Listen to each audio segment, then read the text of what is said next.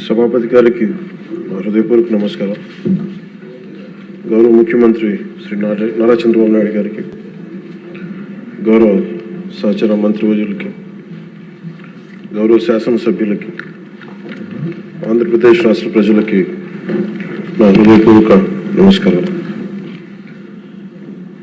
ప్రత్యేక రాష్ట్ర రాజధాని కోసం పెట్టిన తీర్మానానికి మనస్ఫూర్తిగా మద్దతు తెలుపబోయే ముందు ఒకసారి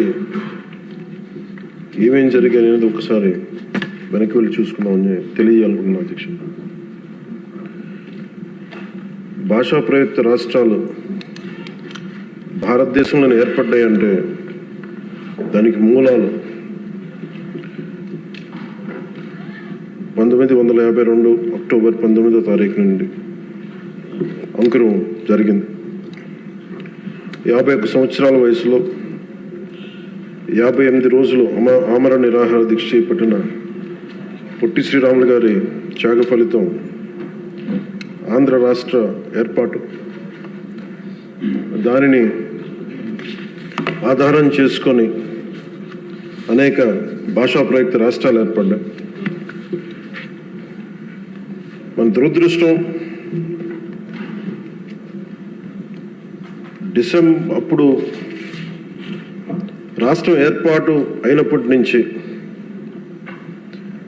1953 అక్టోబర్ 1 కర్నూలు రాజధాని ఏర్పడినప్పటి నుంచి ఈ రోజు దాకా ఇంకా మనం రాజధాని గురించి కొట్టుకుంటాను. ఇక్కడ ఉండాలా, అక్కడ ఉండాలా. పొలిటికల్ స్టెబిలిటీ, స్థిరత్వం ప్రజలకి చాలా చాలా అవసరం. నేనే హైదరాబాద్కి రాబోయింది అధ్యక్ష. మేము చెన్నైలో ఉండేవాళ్ళం, ఫిల్మ్ ఇండస్ట్రీ అక్కడ ఉండింది. మేమందరం ఏం నమ్మామంటే ఇది మా నేల, మా తెలుగు రాష్ట్రం, మా ఆంధ్ర రాష్ట్రం. అక్కడ సొంత ఇల్లుండి, మా అన్నయ్య గారికి కానీ అందరికీ సొంత ఇల్లుండి, అక్కడి నుంచి అందరం ఉన్నాయన్నీ వదిలేసి అమ్మేసుకొని హైదరాబాద్ వచ్చిన తర్వాత కారణాలు ఏవైనా కావచ్చు కానీ ఇది నీ ఊరు కాదు, నీ రాష్ట్రం కాదు, మీరు ఇక్కడి నుంచి వెళ్ళిపో. పొలిటికల్గా వెళ్ళిపోవాలంటే ఇది కేవలం ఒక రాజకీయ నాయకుల వరకే గొడవ ఉంది, కేవలం శాసనసభ్యుల మధ్య గొడవ ఉంది అంటే అది వేరేగా చూసేవాళ్ళమే. కానీ సగటు ప్రతి ఆంధ్ర పౌరుడి మీద దాని ఫలితం, దాని ప్రభావం చూపించింది. నాకేమనిపించిందంటే ప్రత్యేకించి చిన్నప్పటి నుంచి అందరం దేశం అంటే ఇష్టం, జాతీయ భావాలు, నేషనలిజం, ఈ భావాలతో పెరిగి భాష కానీ, కులం కానీ, మతం కానీ ఇవన్నీ మనకు చాయిస్ లేవు, ఇక్కడ పుట్టామనుకుంటాం. కానీ లోపల భావం అంతా జాతీయతే ఉండేది, జాతీయ భావాలే ఉండేవి అన్నారు. అలాంటిది ప్రాంతీయత, ఉప ప్రాంతీయత, రీజనలిజం, సబ్ రీజనలిజం తోటి మళ్ళీ ఇక్కడికి వచ్చేటప్పటికి నాకు గుండె లోతులోంచి ఉద్వేగం, ఆవేదన కలిగి జనసేన పార్టీని స్థాపించడం జరిగింది. అలాంటి సందర్భంలో తెలంగాణ అంటే ఇక్కడ ఉన్న లోకేష్ గారు కానీ, నాదెండ్ల మనోహర్ గారు కానీ, గౌరవ మంత్రివర్యులు, సహచర మంత్రివర్యులు ఇద్దరు కూడా తెలంగాణలో పుట్టి పెరిగినారు. వాళ్ళకి లోపల వాళ్ళు ఆంధ్రాకి వచ్చారు కానీ వాళ్ళ గుండె లోపల నుంచి తెలంగాణను తీయలేం. ఇలా చాలామంది సభ్యులు ఉండొచ్చు ఇక్కడ. నేను మా నాన్నగారు నెల్లూరులో పనిచేసేవాళ్ళు కాబట్టి పుచ్చలపల్లి సుందరయ్య గారు లాంటి వాళ్ళు తెలంగాణ ఉద్యమానికి ఎలా పనిచేశారు ఇవన్నీ మేము ఇప్పుడు చిన్నప్పుడు కథలుగా వింటూ ఉండేవాళ్ళం. సో ఎప్పుడు తెలంగాణ వేరు, ఆంధ్ర వేరు ఎప్పుడు భావం లేదు, తెలుగు నేల అనుకో. కానీ లేదు, మీరు విడిపోయిన తర్వాత సహజంగా ఏం జరగాలి అధ్యక్ష?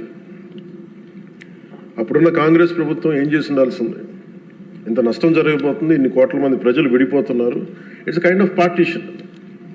ఇలాంటి విభజన జరుగుతున్నప్పుడు ఎలా ఆలోచించి ఉండాల్సింది బాధ్యతగా. అప్పుడున్న కేంద్ర ప్రభుత్వం కానీ, కాంగ్రెస్ లెడ్ యూపీఏ కేంద్ర ప్రభుత్వం కానీ విభజించిన విధానం కానీ, అలాగే మనోహర్ గారు ఆ రోజున సభలో ఆయన సభాపతిగా ఉండి, సభాపతి స్థానంలో ఉండి ఆయన ఆధ్వర్యంలో జరిగిన అంటే మొత్తం పెట్టిన బిల్లు కూడా, the house while rejecting the AP Reorganization Bill 2013, resolves to request the Honorable President of India not to recommend the AP Reorganization Bill 2013 for introduction in the Parliament, as the bill seeks to bifurcate the state of Andhra Pradesh without any reason, basis, and without arriving at a consensus in utter regard to the linguistic and cultural homogeneity and economic and administrative viability of both the regions. The bill also completely ignores the very basis of formation of states of Andhra Pradesh, the first linguistic state created in independent India. దీంట్లో ప్రత్యేకించి మీరు చూస్తే utter disregard to the linguistic and cultural homogeneity and economic and administrative viability. ఇందాక లోకేష్ గారు చెప్తున్నప్పుడు కనీసం ఆఫీసులు కూడా లేవని ఫోటోలు చూపిస్తూ ఉంటే, నేను అప్పుడు ముఖ్యమంత్రి గారిని కలవడానికి వచ్చినప్పుడు ఆయన ఆఫీస్ చూశాను. ఏదో ఇంజనీరింగ్ ఆఫీస్లో కూర్చొని ఆయన చేసే విధానం అంటే ఆయన క్వైట్ ఆప్టిమిస్ట్ కాబట్టి, ఆయన చాలా బలమైన ఆశావాది కాబట్టి, ఇక టెంట్ వేసుకుని మనం చేద్దాం, డెవలప్మెంట్ చేద్దామన్న ముందుకు తీసుకెళ్తా ఉన్నారు. ఇలాంటి సందర్భంలో దీనికి ఒకసారి ప్రజల దృష్టికి కూడా తీసుకురావాల్సింది. అసలు భాషా ప్రయుక్త రాష్ట్రాలు కనుక పొట్టి శ్రీరాములు గారి ద్వారా జరగకుండా కనుక ఉంటే ఏం జరిగి ఉండేదనంటే, ఇది మనందరికీ చాలా చాలా అవసరం. అధ్యక్షుడు తెలుసుకోవాల్సిన, ప్రజలు కూడా తెలుసుకోవాల్సిన అవసరం అందరికీ ఉంది. ఆంధ్రప్రదేశ్ రాష్ట్రం ఏర్పడకుండా కనుక ఉండుంటే భాషా ప్రాతిపాదికన తెలంగాణ ఈ రోజున మహారాష్ట్రలోని, తెలంగాణ పూర్తి తెలుగు రాష్ట్రం వెళ్ళేది కదా అధ్యక్షుడు. మహారాష్ట్రలోని నాందేడు, పర్బని, బీడ్, ప్రస్తుతం సంభాజీనగర్ అయిన ఔరంగాబాద్, ఉస్మానాబాద్ జిల్లాలో కొంత భాగం, కర్ణాటకలోని గుల్బర్గా, బీదర్, రాయచూరులో కొంత భాగం కలిసి ఉంది. 1956 అదే భాషా ప్రాతిపాదికన ఈరోజు కేరళ ఏర్పడింది అంటే, మద్రాస్ ప్రెసిడెన్సీ నుంచి మలబార్ జిల్లా, కాసర్గోడ్, ట్రావెన్కోర్, కొచ్చిన్తో కలిసి మళ్ళీ కేరళ రాష్ట్రం ఏర్పడింది. అలాగే ఈ రోజున మనం చెప్తున్న మైసూర్ దీని రాష్ట్రం, బళ్ళారి, కొల్లేగల్ తాలూకా, సౌత్ కెనరా కలిసి కన్నడ మాట్లాడే ప్రజలు కర్ణాటక రాష్ట్రం ఏర్పడింది. బాంబే ప్రావిన్స్, మహారాష్ట్ర, గుజరాత్ ప్రత్యేక రాష్ట్రాలుగా ఆవిర్భవించాయి. తర్వాత పంజాబ్, హర్యానా, అన్ని రాష్ట్రాలు భాషా ప్రయుక్త రాష్ట్రాలుగా మన ఆంధ్రప్రదేశ్ త్యాగంతో నలిగిపోయి ఉనికితో ఏర్పడ్డ తర్వాత తిరిగి మనకి ఒక రాష్ట్రం కావాలి, మనకి ఇది కావాలంటే ఈరోజు రాజధాని లేకుండా ఇన్ని 70 సంవత్సరాల పై, దాదాపు 68-70 సంవత్సరాలు అయినా కానీ, 6 దశాబ్దాలు దాటినా కానీ ఇంకా మనం ఒక రాజధాని లేని రాష్ట్రంగా, ఇంకా సరైన వసతులు లేని రాష్ట్రంగా, ఒక అడ్మినిస్ట్రేటివ్ సౌకర్యాలు లేని రాష్ట్రంగా, ఒక హైకోర్టు సమూలంగా బలమైన హైకోర్టు లేని రాష్ట్రంగా ఇంకా మనం కొట్టుకుంటానే ఉన్నాం. ఇది నిజంగా చాలా ఆవేదన కలిగించేది, చాలా బాధ కలిగించేది. ఒకసారి అనిపిస్తుంది అసలు భాషా ప్రయుక్త రాష్ట్రాల ఏర్పాటుకు లేకుండా ఉండి ఇంకోలా ఉండేదేమో పరిస్థితి అని. మన అన్ని రాష్ట్రాలకి దేశం మొత్తం మీద మనకి జాగ్రఫీలు మార్చి మన జాగ్రఫీని తుడిచిపెట్టేసుకుని అటు ఇటు ఇంకా ఎలా కొట్టుకుంటా ఉన్నాం. ఒక క్యాపిటల్ లేదు, ఇంకోటి లేదు. ఇవన్నీ నేను ఆలోచించే 2014లో బేషరతుగా ఎలాంటి కండిషన్స్ లేకుండా ఒకేసారి కూర్చొని నేను ఎందుకు చంద్రబాబు నాయుడు గారి నాయకత్వం తెలుగుదేశంకి మద్దతు పలికానంటే, ఇది నా దేశం మీద ఉన్న ప్రేమ, నా ఆంధ్రప్రదేశ్ నేల మీద ఉన్న గౌరవం. ఇది ఎందుకంటే ఆయన లాంటి వ్యక్తి ఒక 4 దశాబ్దాల అనుభవం ఉన్న వ్యక్తి, నాయకుడు. ఆయన లాంటి వ్యక్తి చేతిలో ఆంధ్రప్రదేశ్ ఉంటే చాలా బాగుంటుంది. వారు నిర్ణయం తీసుకున్నారు అమరావతి రాజధానిగా ఉండాలి అని. అప్పటికి మనం రింగ్ రోడ్స్ ఇవన్నీ గొడవలు చూసాం. ఎక్కడైనా సరే భూ సమీకరణ అంటే చాలా గొడవలు ఉంటాయి. అలాంటిది 32,000 33,000 పైచిలుకు ఎకరాలు తీసుకుంటున్నప్పుడు 80 to 90% చాలా సజావుగా సాగింది. అది నేను ఆ రోజుల్లో ఉన్నాను. ఉన్నప్పుడు కొన్ని పరిస్థితులు వచ్చినాయి. ఉదాహరణకి ఉద్దండరాయనిపాలెం దగ్గర చాలామంది దళిత కులాలకు చెందిన రైతాంగం వచ్చి నా దృష్టికి వచ్చి ఇట్లా మేము కూడా ఇక్కడే అంటి పెట్టుకున్నాం, మాకు కూడా కొంచెం వేతనం కొంచెం ఎక్కువ ఇప్పించండి, కొంచెం మనకి కాంపెన్సేషన్ ఎక్కువ ఇప్పించండి అంటే అది ఆ రోజున వారి దృష్టికి తీసుకెళ్ళినప్పుడు వాళ్ళకు కూడా న్యాయం చేశారు. ఇవన్నీ చేసిన తర్వాత ఎక్కడో ఒక చోట ముందుకు వెళ్తున్న పరిస్థితుల్లో 1924 ప్రభుత్వం మారింది. ప్రభుత్వం మారిన తర్వాత అసలు దాని మీద ఎంత కక్ష కట్టారంటే అంటే ఈ లోపుల్లోనే దాని మీద చాలా అభాండాలు వేశారు. ఖచ్చితంగా భూమిని తీసుకుంటున్నప్పుడు కొన్ని సమస్యలు వస్తాయి అధ్యక్ష. అయిష్టత ఉన్నవాళ్ళు ఉంటారు, మొత్తం 100% సంతోషంగా ఎవరు, కానీ మెజారిటీ ప్రజలు మటుకు ఇష్టాపూర్వకంగా ఇచ్చారు. అందరూ నాలాగే నేను ఎలా అయితే వచ్చానో మన రాజకీయాల్లోకి మన ఉనికిని కోల్పోయాం, ఆంధ్రప్రదేశ్కి ఉనికి లేదు, రాజకీయ రాజధాని లేదనేది నేను అమరావతి జిల్లా సంబంధించిన రైతాంగం అందరితో మాట్లాడితే చాలా ఎక్కువ శాతం మంది మా ఇష్టం తెస్తున్నాం. ఇక్కడ మేము నేల పోగొట్టుకున్నాం, హైదరాబాద్ పోగొట్టుకున్నాం, మేము ఇస్తాం అని చెప్పి చాలామంది సంతోషంగా ఇచ్చారు. ఇందాక కేశవ్ గారు చెప్పినట్టుగా ల్యాండ్ తీసుకోవాలంటే గొడవలు వస్తాయి. అలాంటిది 30,000 పైన ఎకరాలు తీసుకుంటున్నప్పుడు ఎక్కడా కూడా ఎలాంటి ఇబ్బంది లేకుండా, గొడవలు లేకుండా, కేవలం సామరస్యపూర్వకమైన చర్చల ద్వారా అంటే ఓన్లీ ఆ చర్చలు కూడా దేనికి సంబంధించి మాకు ఎంత కాంపెన్సేషన్ ఉంటే మాకు ఎటువంటి దానివల్ల గౌరవ మంత్రి నారాయణ గారి ఆధ్వర్యంలో చాలా సానుకూలంగా సాగింది. పరిస్థితులు ఏమైనప్పటికీ 1924 మధ్యలో ప్రభుత్వం రాలేకపోయింది, ఆ రోజునున్న ఆ ప్రభుత్వం రాలేకపోయింది.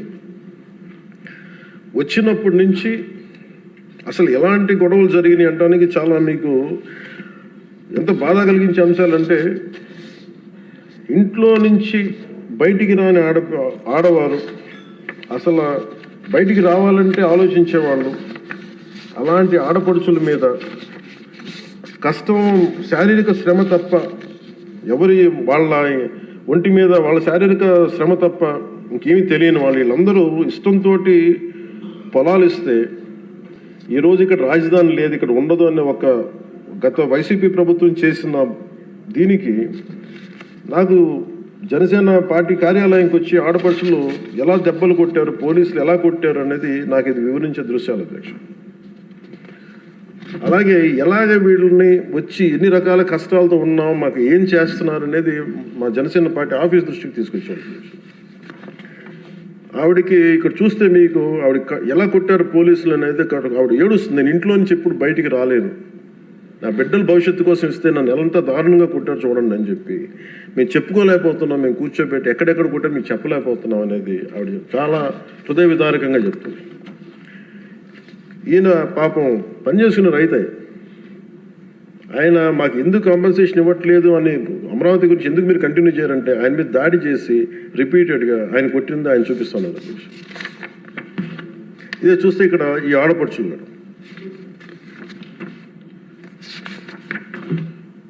నేను వీళ్ళకి మద్దతుగా వెళ్తే అధ్యక్ష మొత్తం ముళ్ళ కంచెలేసి కూర్చోబెట్టాను పోలీసులతో. ఈరోజు చూస్తున్న అమరావతి కానీ ఈరోజు చూస్తున్న ప్రాంతం కాదు, ఒక యుద్ధ వాతావరణం ఉండేది, గుబులు వాతావరణం ఉండేది. చట్టసభల్లోనే ఇందాక లోకేష్ గారు చెప్తున్నట్టుగా చట్టసభలోనే దాడులు చేసే పరిస్థితిలో ఉన్నప్పుడు ఇంకా బయట శాసనసభ్యులకే రక్షణ లేనప్పుడు, ప్రతిపక్ష నాయకులుగా ఉన్న చంద్రబాబు గారికి రక్షణ లేనప్పుడు ఇంకా సగటు రైతుకి ఏ రక్షణ ఉంటుందో మీరు ఊహించుకోగలరు. అలాంటిది మేము కూర్చోబెట్టి బయటకు వస్తే అధ్యక్ష మొత్తం ముళ్ళ కంచెలు వేసి మమ్మల్ని ఇక్కడ కూర్చోబెట్టి మీరు 15 నిమిషాలు కూర్చుంటే వెళ్ళిపోతామంటే ఇంకా నాకు విసుగొచ్చి గొడవ పెట్టుకొని మీరు వదిలితే వదలండి, లేదంటే మీరు కంచెల నుంచి ఒళ్ళు చిరిగిపోయినా ముందుకెళ్తామని చెప్పి ఆ పొలాల మధ్యలో నుంచి వెళ్తే అప్పుడు కూర్చోబెట్టి గొడవ పెట్టుకుంటే పోలీసులు వెళ్తే వాళ్ళందరూ చెప్పుకున్న బాధ అధ్యక్ష, వాళ్ళ ఏడుపుల అధ్యక్ష, పాపం ఈ రైతులు కన్నీళ్ళు చాలా ఇవన్నీ ఆవేదన కలిగించింది. ఈ అబ్బాయి అయితే ప్రత్యేకించి నోటి మాట కూడా రాదు అధ్యక్ష. ఈ అబ్బాయికి బాధ ఎలా కొట్టారో కూడా అబ్బాయి చెప్పలు. ఈ అబ్బాయి వీళ్ళందరూ కూడా దళిత కులాలకు చెందిన కులాలు అధ్యక్ష. ఈ అబ్బాయికి మాట కూడా రాదు, ఏడుస్తా అంటే ఏం చెప్పాలో తెలియట్లా, భాష లేదు ఆ భావానికి, ఆ ఏడుపుకి, ఆ వేదనకి భాష లేదు. ఆ సైగలతోటి ఆ రాడి వచ్చిన ఒక మోగ గొంతుతోటి మాట్లాడుతుంటే నా గుండె కరిగిపోయింది. రైతాంగం అందరూ వచ్చి మమ్మల్ని రిపీటెడ్గా మాకు హెల్ప్ చేయండి, మీరు నిలబడాలంటే ఇవన్నీ కూడా నేను అప్పుడు మేము అలయన్స్లో ఉన్న భారతీయ జనతా పార్టీ కేంద్ర నాయకత్వం దృష్టికి తీసుకెళ్ళి ఆ రోజున జనసేన పార్టీ నుంచి చాలా బలంగా నిర్ణయం తీసుకున్నాం. ఆంధ్రప్రదేశ్కి ఉండేది ఒకే ఒక రాజధాని, అది అమరావతి అవుతుంది.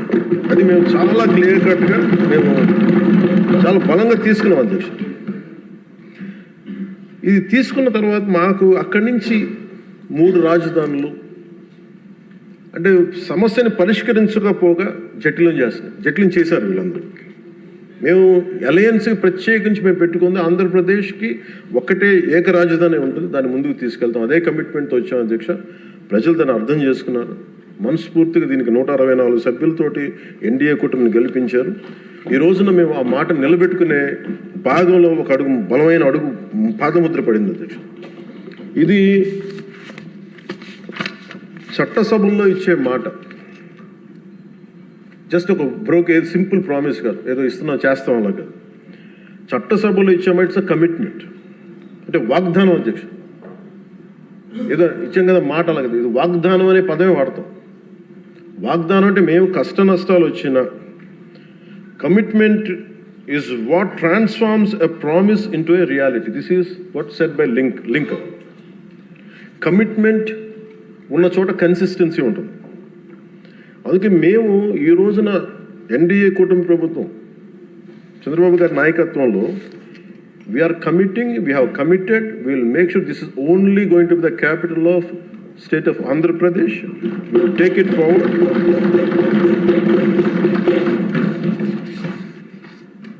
ఎందుకంటే మా ఇంటెంట్ చాలా చాలా క్లియర్గా ఉంది. ఇట్స్ నాట్ ఎ సింపుల్ ఇంట్, ఇట్స్ అ కమిట్మెంట్ అధ్యక్ష. ఇదే మేము మాటగా, ఇది మన చట్టసభలో ఇచ్చే మాట.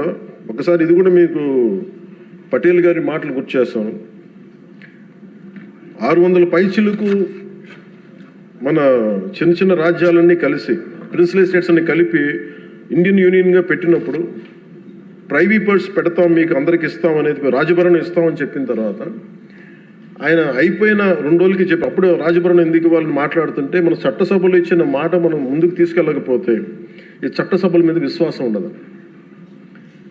అది రాజభరణం తీసేసిన తర్వాత కూడా దాని ముందే ఆయన చెప్పారు, రాజభరణం వీళ్ళు తీసేసే మైండ్ సెట్లో ఉన్నారని ఆయనకి అర్థమైంది అనుకుంటే ఆ కాంటెక్స్లో చెప్పారు అధ్యక్ష. అలాగా మేము this should be a commitment. ఇందాక లోకేష్ గారు చెప్తా, ప్రతి ఒక్కరికి ఇదే భయం ఉంది, మళ్ళీ రేపు పొద్దున వీళ్ళు వస్తే ఏం చేస్తారని. ఏమీ చేయలేరు, రారు, ఏమి చేయలేరు. దానికి ప్రతి పెట్టుబడి పెట్టేవాడు, భూమి ఇచ్చిన ప్రతి రైతు, సెంటు భూమి ఇచ్చిన రైతు దగ్గర నుంచి 1,00,000 కోట్లు పెట్టిన మన లక్ష్మీ గారి దాకా ప్రతి ఒక్కరు ఏమడుతుంది, they need stabilities. We have to commit ourselves. We will give stability for the 5 crore people of Andhra Pradesh. Through that we stabilise our country Bharat. ఇది కనుక మనం నిలబడకపోతే మనందరికీ భిన్నమైన అంశాల్లో కొంత తేడాలు ఉండొచ్చేమో, అభిప్రాయ భేదాలు ఉండొచ్చేమో, పాలసీ ఎలా కాకుండా ఎలా చేయొచ్చేమో అభిప్రాయ భేదాలు వస్తాయేమో, రావచ్చేమో నాకు తెలియదు. ఇప్పుడు దాకా రాలే, సంతోషం. రాకూడదని నేను కోరుకుంటున్నాను ఖచ్చితంగా. కానీ ఏది ఏమైనప్పటికీ భవిష్యత్తులో మటుకు మనందరం ఒకటే మాట మీద అమరావతి రైతాంగానికి కట్టుబడి ఉండాలి, నిలబడాలి. This is my commitment. This is what our commitment from Janasena party to our trusted honourable CM గారు శ్రీ నారా చంద్రబాబు నాయుడు గారికి. మనస్ఫూర్తి ఇస్ అవర్ కమిట్మెంట్. మేము ఎక్కడికి దీన్ని మాట మార్చం, దీన్ని ముందుకు తీసుకెళ్తాం. దీనికి ఎంత డబ్బులు పెట్టాం, ఎంత డబ్బులు వస్తుంది, వీటన్నిటికంటే కూడా విసిగిపోయాం. 1953 నుంచి ఈ రోజు దాకా ఒకళ్ళేమో అటు బొమ్మన్నారు, ఇంకొకళ్ళు ఇటు బొమ్మ లేదు, మళ్ళీ ఇటు బొమ్మ అన్నారు. ఎవరి త్యాగాల మీద అందరికీ భాషా ప్రయుక్త రాష్ట్రాలు వచ్చినాయో, భాషా ప్రయుక్తతో నాందికి పలికిన ఆంధ్రప్రదేశ్కి ఈరోజు ఇంకా మనం కొట్టుమిట్లాడుతూ ఉన్నాం. ఇంకా సెంట్రల్ దగ్గరికి వెళ్ళి దేహాన్ని అడగాల్సి వస్తుంది. మాకు ఇవి ఇవ్వండి, మాకు ఆఫీసులు ఇవ్వండి, లేదా ఇందాక మీరు చెప్పిన ఆ షెడ్యూల్స్ రావాల్సిన ఆఫీసులు కానీ ఇంకా రావాల్సిన ఏమి రాలేదు. ఇంకా అడగాలంటే మన గొంతు చాలా బలంగా ఉన్నాం. సబ్ రీజనిజం అనే యాటిట్యూడ్ తీసేయాలి మన దగ్గర. మీరు ఉత్తరాంధ్ర, మీరు రాయలసీమ, ఏంటి రాయలసీమ, ఏంటి ఉత్తరాంధ్ర, ఏంటి గోదావరి జిల్లాలో అన్ని కలిపి ఆంధ్ర కాదా? అందరూ మాట్లాడి తెలుగు వాళ్ళం కాదా? అసలు తెలుగు జాతి ఐక్యతగా మనం మాట్లాడుకున్న మైండ్ సెట్ నుంచి నిజంగా బాధ ఏంటంటే మన ఆంధ్ర కన్ఫైన్ అవ్వాల్సి వచ్చింది. ఫైన్, భావంలో తెలుగు జాతి ఉంది కానీ గుండెల్లో ఓకే, మనకు reality is Andhra, okay, let us accept Andhra. మళ్ళీ దీంట్లో కూడా ఇందాక మీరు చెప్తున్నారు, లోకేష్ గారు చెప్తామంటే మీ ఉత్తరాంధ్రకి అవసరం లేదా అంటే, ఇంకా మనలో కూడా మనకి సబ్ రీజన్స్ పెట్టుకుంటే ఈ రాష్ట్రానికి ఎవరు రక్షించలేడు. మన ఎంతమంది ఉండి మీరందరూ చదువుకున్న వాళ్ళు, అద్భుతమైన ఏమంటారు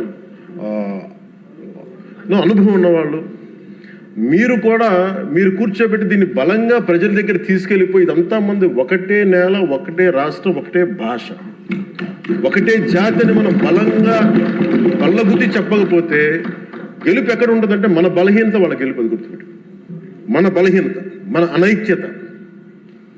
వాళ్ళని చూసి మనం ఏం ఆలోచించగలరు, రేపు పొద్దున వీళ్ళు వచ్చేస్తారంటే. ఎప్పుడు వస్తారంటే నేను చెప్తున్నాను మీకు, మనలోని అనైక్యత, మనలోని అవగాహన లోపం ఉంటే వాళ్ళకి ఆ బలం ఉంటుంది. అసలు ఆ పరిస్థితి మనలో రానప్పుడు అలాంటి పరిస్థితులు ఎప్పటికీ ఉత్పన్నం కావు. స్టెబిలిటీ ఫర్ దిస్, ఒక జనరేషన్ స్టెబిలిటీ ఇవ్వాలి మన ఆంధ్రప్రదేశ్.